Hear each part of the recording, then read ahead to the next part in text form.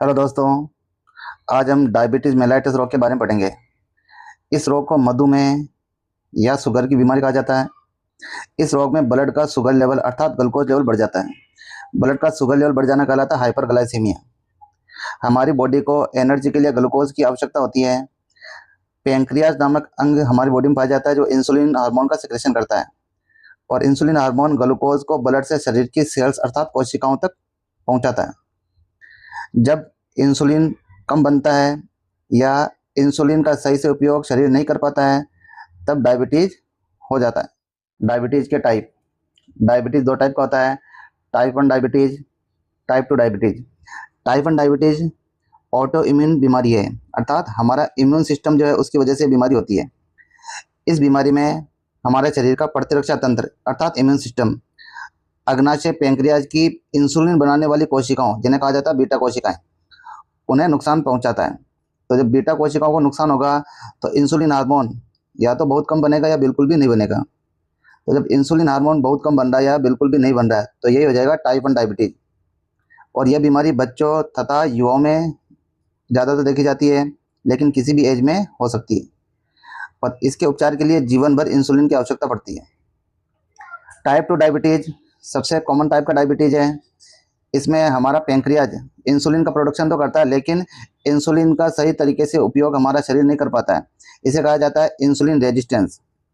और समय के साथ साथ इंसुलिन पर्याप्त मात्रा में भी नहीं बनता, मतलब जैसे जैसे टाइम गुजरता जाएगा इंसुलिन का निर्माण भी कम होता जाएगा।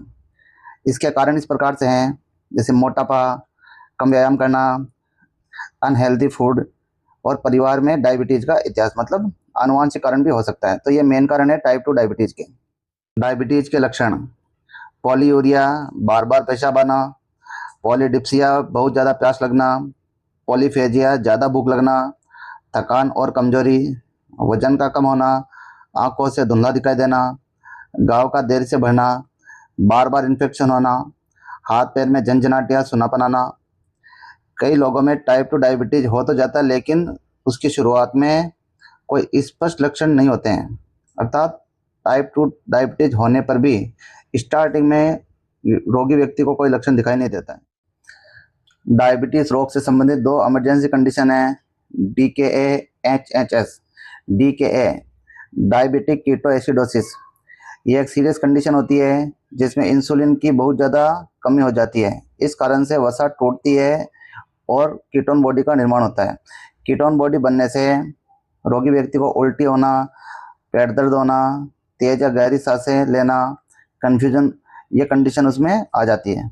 HHS hyper osmolar hyperglycaemic state. इस स्टेट में ब्लड का शुगर लेवल बहुत ज़्यादा हो जाता है, जिसकी वजह से रोगी व्यक्ति को अत्यधिक प्यास लगना, कमजोरी आना, चक्कर आना और शरीर में बहुत ज़्यादा जल की कमी हो जाना अर्थात डिहाइड्रेशन हो जाना, ये लक्षण आ जाते हैं। इस प्रकार हमने डायबिटीज़ के लक्षण पढ़ लिए हैं। अगर ये लक्षण दिखाई देते हैं तो तुरंत डॉक्टर के पास में जाना चाहिए और डॉक्टर की सलाह से जांच और उपचार करवाना चाहिए। Test for diabetes. डायबिटीज़ के लिए टेस्ट। तो किसी व्यक्ति में डायबिटीज़ है या नहीं है, इसके लिए कुछ टेस्ट किए जाते हैं। टेस्ट करने के लिए व्यक्ति का ब्लड सैंपल लिया जाता है और ये टेस्ट किए जाते हैं: fasting blood glucose test, postprandial blood glucose test, HbA1c test. तो पहला टेस्ट हम पढ़ेंगे फास्टिंग ब्लड ग्लूकोज टेस्ट। ये किया जाता है भूखे पेट। भूखे पेट का मतलब हो गया भोजन करने के 8 से 12 घंटे पहले ये टेस्ट होता है। तो इसके अंदर अगर व्यक्ति नॉर्मल है तो उसके ब्लड में ग्लूकोज का लेवल मिलेगा 100 मिलीग्राम पर डेसीलीटर से कम। अगर व्यक्ति प्री डायबिटिक है तो उसमें ग्लूकोज का लेवल मिलेगा 100 से 125 मिलीग्राम पर डेसीलीटर। अगर व्यक्ति में डायबिटीज़ बीमारी है तो उसके ब्लड में ग्लूकोज लेवल मिलेगा 126 मिलीग्राम पर डेसीलीटर या इससे अधिक। अब बात करते हैं post prandial blood glucose test की। यह भोजन करने के 2 घंटे के बाद में होता है।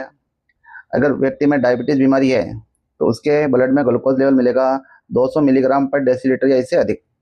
अब बात करते हैं HbA1c टेस्ट। HbA1c का मतलब हो गया हीमोग्लोबिन से जुड़ा हुआ ग्लूकोज। तो अगर व्यक्ति नॉर्मल है तो HbA1c की वैल्यू आएगी 5.7% से कम। अगर व्यक्ति प्री डायबिटिक है तो उसके लिए HbA1c की वैल्यू आएगी 5.7 से 6.4%।